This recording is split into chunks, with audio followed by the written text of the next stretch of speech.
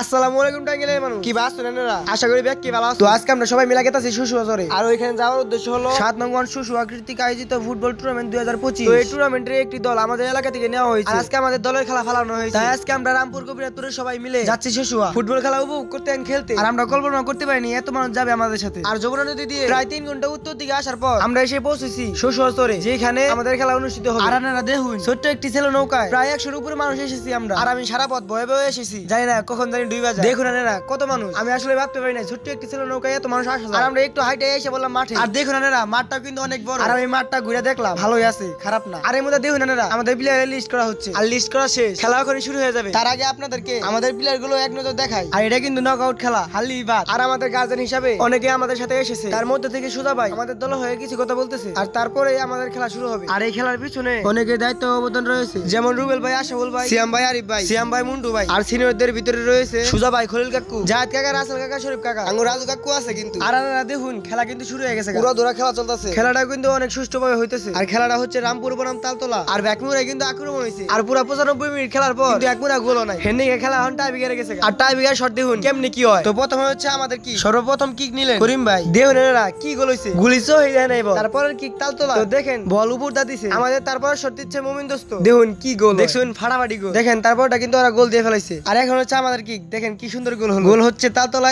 1 রামপুর 3। আর আমাদের গুলি দেখেন বাঘের মতো থাপা দিয়ে বলটা ফিরে ফেলাইলো। আর গোল কিন্তু এখনো 3-1। আর এখন আমাদের টিম থেকে কি করছেন মুন্টু ভাইয়া। আর মুন্টু ভাইয়ের কিকটা উপর দা চলে গেছে, যাক ব্যাপার না। আর তালতলা আরেকটা গোল দিয়ে ফেললো আমাদেরকে। আর গোল হচ্ছে এখন 2-3। আর আমাদের একটি কিক আছে, এই কিকে কি গোল হবে আপনাদের কি মনে হয়? এই কিকটিতে গোল হলে আমরা জিতে যাব। তো দেখা যাক। তো দেখেন গোল।